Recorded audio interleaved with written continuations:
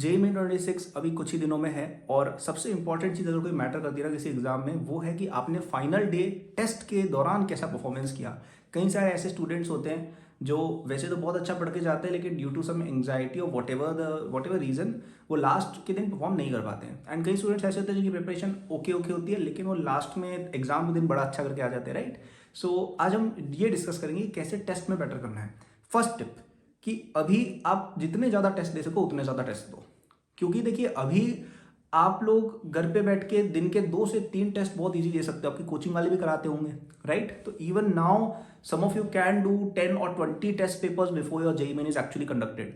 अगर कुछ भी नहीं आता है तो भी दो। क्यों?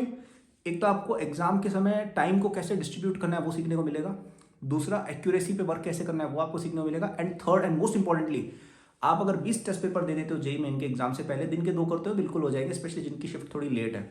तो आप सोचिए कि आपने 90 × 20 1800 क्वेश्चन अटेम्प्ट कर लिए, क्या इसमें से 10-20 क्वेश्चन सिमिलर नहीं आ जाएंगे जेईई मेन में? अगर आप फुल सिलेबस टेस्ट दे रहे हो, प्रीवियस ईयर पेपर्स कर रहे हो, राइट, डिफरेंट कोचिंग्स के पेपर्स कर रहे हो, तो by the basis of your revision, by the basis of just doing the questions जो सिमिलर आ सकते हैं, आप अपना स्कोर इजीली 10, 15, 20% बढ़ा सकते हो। And it's like the best use of time. Last में इससे बढ़िया कोई यूज ऑफ टाइम है ही नहीं, and this is the most important thing that you can do right now to increase your mark in the test.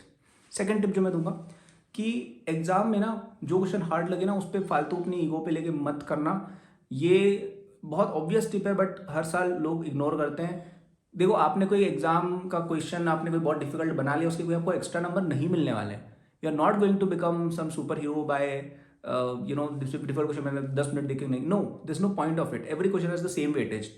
तो identify करना आना चाहिए कि यार इस क्वेश्चन का पैराग्राफ बहुत लंबा लग रहा है, या ये क्वेश्चन एक ऐसे चैप्टर का है जो मेरा वीक है, या फिर उसकी डायग्राम वगैरह या ऑप्शंस देख के लग रहा है कि यार बहुत कैलकुलेशन है, बहुत उलट पुलट क्वेश्चन है, तो उसको छोड़ दो, ठीक है। But at the same time आप लोग ऑनलाइन पेपर देते हो और ऑनलाइन पेपर में स्किप करने की कॉस्ट होती है, आप क्लिक करते हो, लोड होता है, मेंटल बैंडविड्थ रहती है, वापस से क्वेश्चन रीड करना, राइट। तो बहुत ज़्यादा लिबरली भी नहीं करना है, मतलब कोई क्वेश्चन आपको ईजी टू मीडियम लग रहा है और डुएबल लग रहा है, आपको आता है उस चैप्टर का है तो कर लिया करो।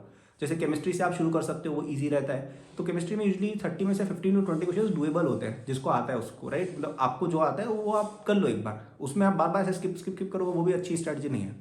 फिर आप second favourite subject, may be maths, may be physics, what ever it is, उस पर आप जाए और सेम स्ट्रैटेजी करके आए।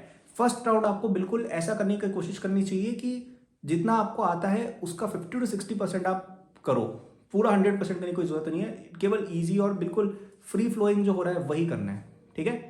Just like in a cricket match, जो इजी बॉल होती है उस पर लोग शॉट्स मारते हैं, बाकी डिफेंस कर लेते हैं, राइट। सो सिमिलरली डिफिकल्ट क्वेश्चंस को आपको डिफेंस करना है, स्किप करना है। Don't take anything on your ego, या ऐसे बहुत टाइम है आगे, राइट। आपके आप में से ज़्यादातर स्टूडेंट्स के साथ प्रॉब्लम ये नहीं होगी कि टाइम रन आउट हो गया, आप में से ज़्यादातर स्टूडेंट्स की प्रॉब्लम ये होगी कि आपको चीज़ें नहीं आती थी, आपको शायद 50-60% सिलेबस कवरेज ही था, तो टाइम की कोई कमी नहीं रहेगी। तो पहले जो इजी वे में हो रहा है वो करो, कॉन्फिडेंस आता है, स्पीड बनती है, मोमेंटम आता है। उसके बाद आप डिफिकल्ट क्वेश्चंस पे डेफिनेटली बाद में जाएंगे तो आपसे और ज़्यादा होने के चांसेस हैं, क्योंकि वो क्वेश्चन आपके सामने से 2-3 बार गुजर चुका है। तो कई बार हमारा ब्रेन वियर्ड चीज़ें करता है और हमें चीज़ रिकॉल हो जाती है, right. So have a good sequence of attempting the paper and be willing to skip the hard questions, okay. और जो थर्ड और मोस्ट इंपॉर्टेंट टिप मैं दूंगा, एंड ये तो आपके एग्जाम के लिए ही सबसे बड़ी टिप है, कि प्लीज़ एक स्ट्रेस फ्री मोड में जाओ। बहुत लोग का मैंने देखा है, वो पता नहीं इतना मतलब ड्रामेटाइज कर देते हैं अपनी जेई प्रेप को, कि वो पता नहीं ऐसे आईआईटी बॉम्बे एडिट्स देख रहे हैं, फिर वो ऐसे ऐसे मोबाइल रख के फिर वो इमोशनल हो रहे हैं कि कल मेरे सपनों का दिन है, tomorrow I am going to accomplish my dreams. ये सब चीज़ें जो मतलब सोचते हैं ना, ऐसी ओवर ड्रामेटाइजेशन की, फिर ऐसे पोस्टर देखना किसी टॉपर का कि ओह ऑल इंडिया रैंक 1 मैं कल हो सकता हूँ। ये सब चीज़ें जो बच्चे सोचते हैं ना भाई, इनका कभी, मैं बता रहा हूँ, बहुत गंदा होता है इनके साथ यूजुअली। तो ये ओवर ड्रामेटाइजेशन, बहुत ज़्यादा emotional attachment to the exam मत रखो तो ही बेटर है। Just see it is an exam, give it and you will likely do well in it, okay.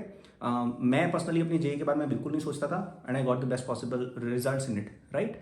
मैं जिन चीज़ों के बारे में सोचता था वो चीज़ें मुझे नहीं मिली। ओलंपियाड्स को लेकर काफ़ी ऑब्सेस था, वो मुझे इतनी सक्सेस उसमें नहीं मिल पाई जितनी मैं चाहता था उतनी, राइट। बट जेई में I got the best rank 1, full marks, like I literally created history in this exam and I didn't care about it at all, because probably I didn't care about it. So मैं एकदम stress free जाके बस दे के आ गया, right. तो similarly you should have a mindset कि ठीक है, it's just an exam, and आप लोगों के पास तो एप्पल अटेम्प्ट और है, राइट, जेई एडवांस्ड और है, बोर्ड्स और है, बिटसेट और कितने सारे एग्जाम्स है, स्टेट लेवल के exams, right. So don't overthink this exam, just give it like yet another test and chances are you will do even better.